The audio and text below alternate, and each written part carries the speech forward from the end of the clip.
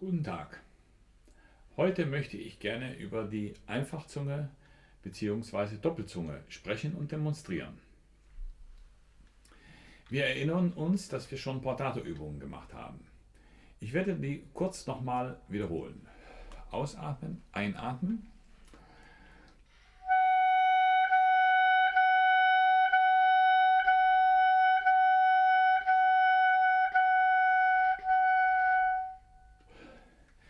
Die Zunge ist ganz vorne von unten am Rohr. Die Luftsäule wird nicht zerstört. Also nicht, sondern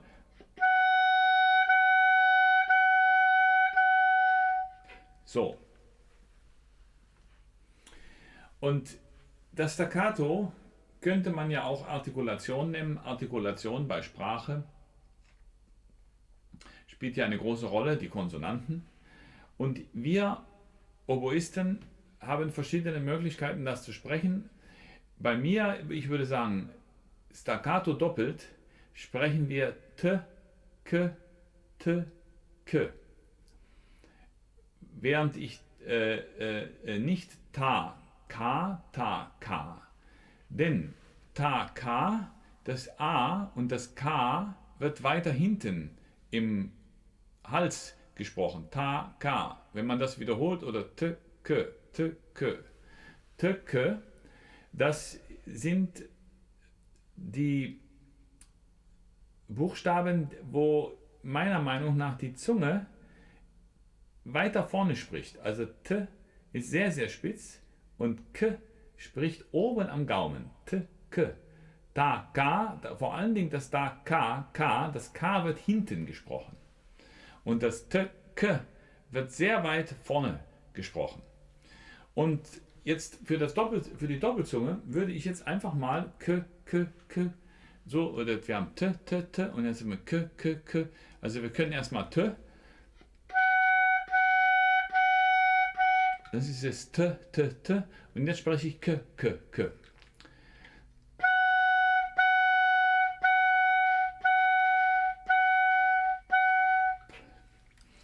Das heißt, ich zerstöre bei dem K auch nicht die Luftsäule. Ich mache also nicht, dass ich also so stark spreche, dass die Luftsäule zerstört ist, sondern in dem Moment jetzt versuche ich möglichst sanft, deutlich zwar, aber sanft dieses K auszusprechen. Also der Wechsel wäre jetzt T, K, T, K und die Luft strömt immer weiter.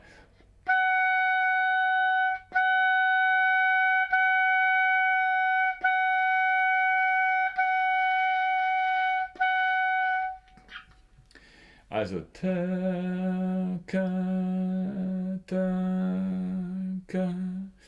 Natürlich, ich glaube, bei dem K könnte man, ist vielleicht eine minimale Pause einmal jetzt gerade gewesen. Das ist natürlich ein bisschen ein anderes Gefühl als beim T, T, T, T. Das ist für uns sehr, sehr einfach zu sprechen. K, K, das K ist ja, behindert ja schon in gewisser Weise K, K, also wenn man genau zuhört, die Luft ein bisschen. Aber ich dachte jetzt bei der Oboe, ich könnte es fast durchgängig schaffen, den Ton durchzubilden. Und dass es nicht unterbrochen wird. Wir versuchen es nochmal.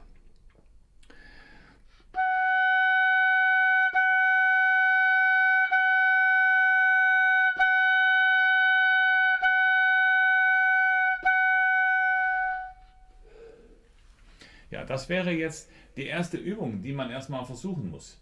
Dabei natürlich ausatmen, einatmen, vorbereiten. Die Luftsäule muss wirklich gleichmäßig stehen. Ja? Das ist natürlich eine Grundbedingung. So, jetzt versuchen wir mal ein Portato zu machen. Erstmal mit unserem normalen Portato.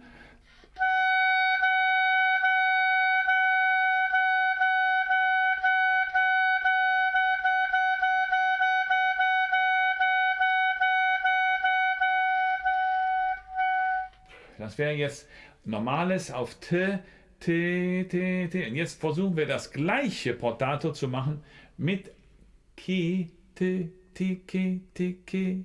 Es ist irgendeine Form von E. K, K, weiß nicht genau, ob man da irgendein Wort findet. K, Käse, vielleicht Käse, Käse. Das ist es aber auch nicht ganz.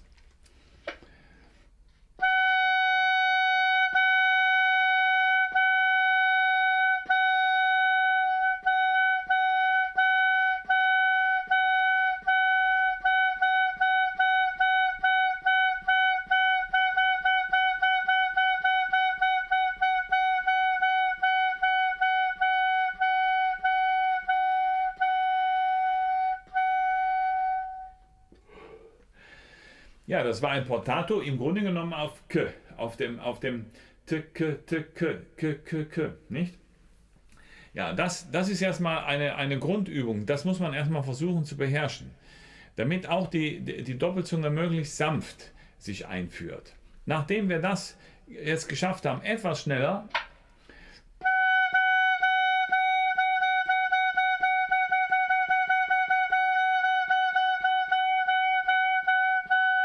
das war jetzt schon etwas schneller, müssen wir so nach und nach das Tempo steigern. Ich glaube, das war schon das Endtempo.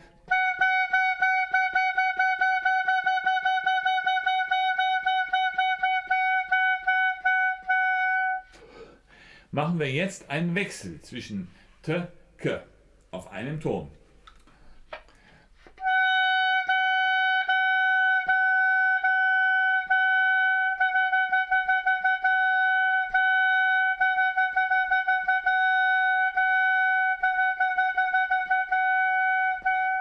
Das war zum Beispiel eine Übung. Nicht? Das war eine Möglichkeit, immer im Sanften. Jetzt kann man natürlich versuchen, eine Sechzehntel Rhythmus zu finden, dann sehr, sehr langsam und den nach und nach steigern. Also erstmal sehr, sehr langsam.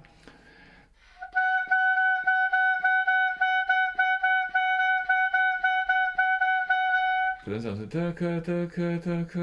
das ist jetzt vielleicht 50, ja, dann machen wir jetzt mal 60. Dann machen wir jetzt vielleicht 80.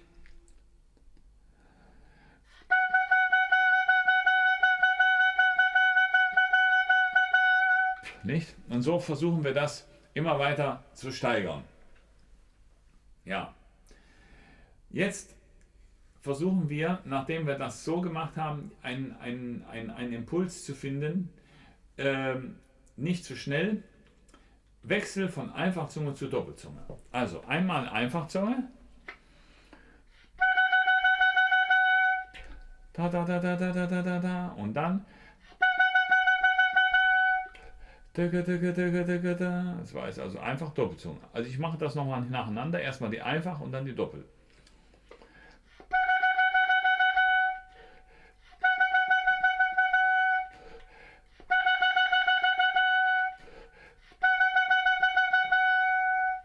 Ja?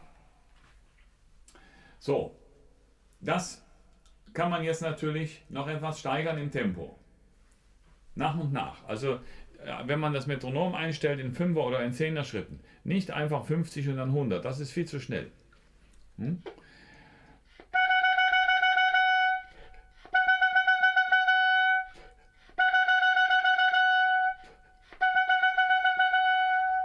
Ja, ich denke, das war jetzt schon schnell genug für das Portato. Also Doppelzunge im Portato, ja, ist fast ein Widerspruch. Aber eben die Doppelzunge eben auch in dieser Art weich auszuführen. Ja, jetzt kommen wir zur nächsten Übung, indem wir einfach sagen, ein schnelles Metronom oder ein schnelles Tempo und 4 Noten mit Einfachzunge. Und dann Doppelzunge danach. Einfachzunge. Doppelzunge. Einfach.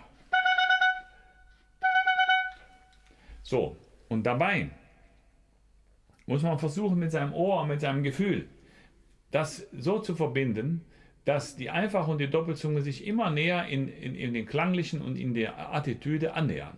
Also nicht die Einfachzunge und dann die Doppelzunge, Einfachzunge. Ja, das eben nicht. Ein beliebter Fehler bei der Doppelzunge ist, dass eben der Luftanteil im Ton zu wenig ist. Ja?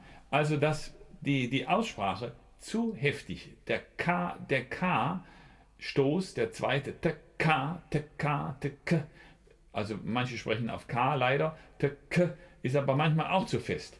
Und dadurch wird im Grunde genommen der Klang blockiert. Ohne Luft kann die Oboe nicht spielen. Das ist unmöglich. Deswegen, wenn ich also bei der Doppelzunge die Luft da blockiere, ja, wie soll denn dann die Doppelzunge klingen? Das geht ja nicht. Das ist aber ein beliebter Fehler und manchmal wird blockiert und dann springt die Luft noch heraus. Und wenn man in einem jungen Alter ist, dann kann man das vielleicht noch bewältigen, aber irgendwann ist der Hals so müde, nach einigen Jahren in der Berufstätigkeit, dass der Hals und die Muskeln, das ist alles verbraucht und es wird dann auch schmerzhaft und vielleicht sogar auch gar nicht mehr funktionieren. Es hat sich also für mich immer wieder bewährt, möglichst sanft und liebevoll hier zu agieren. Also nicht, das ist einfach zu hart. Das ist einfach zu hart. Mag sein, dass man das ab und zu braucht bei Spezialwerken und so weiter, aber jetzt zum Lernen ist es wirklich nicht geeignet. Also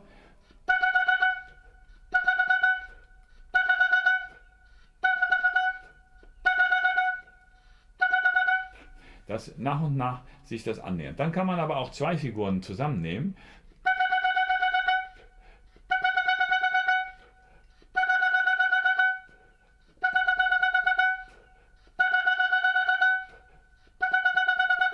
Nicht? Und das ist immer ein sanftes, nicht zu hartes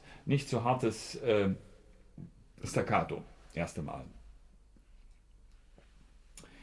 Ja, wenn man dann schon damit ganz sicher ist, dann kann man natürlich versuchen, ähnlich wie beim Staccato, auch die Doppelzunge sehr, sehr weich am Ende, also nach einer gewissen Zeit kann man das versuchen, sehr, sehr weich und dann nach und nach kürzer.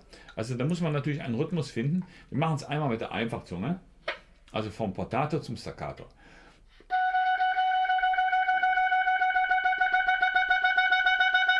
Nicht? Also ganz, ganz weich und dann nach und nach etwas kürzer. Und versuchen wir das mit der Doppelzunge.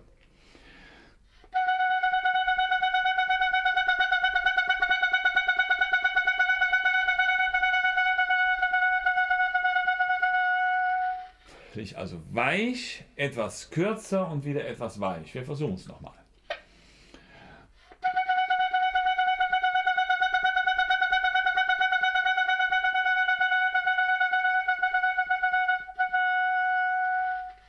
Auch nochmal versucht. Ja, das ist gar nicht so einfach. Das kann man immer mal wieder probieren.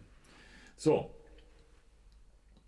Dadurch haben wir jetzt auch gelernt, dass die Doppelzunge auch weicher oder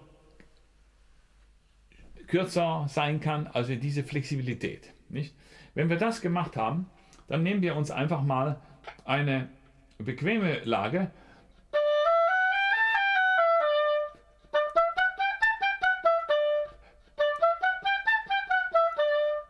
Nicht? Also diese Quinte, die spricht sehr, sehr gut an.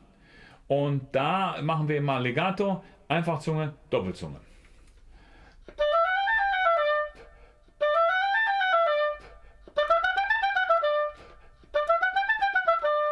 Nicht? Das war Legato zweimal, einmal Einfachzunge und einmal Doppelzunge. Nicht? Also diesen Wechsel noch einmal.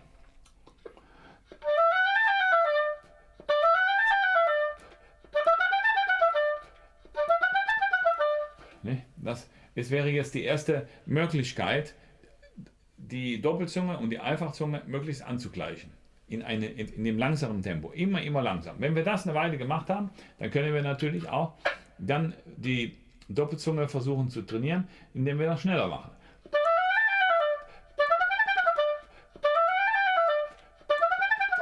Nicht? Das war jetzt nur noch die Doppelzunge in dieser Lage. Ja? Dann gibt es natürlich die Möglichkeit, das auch in der Tonleiter zu tun. Also zum Beispiel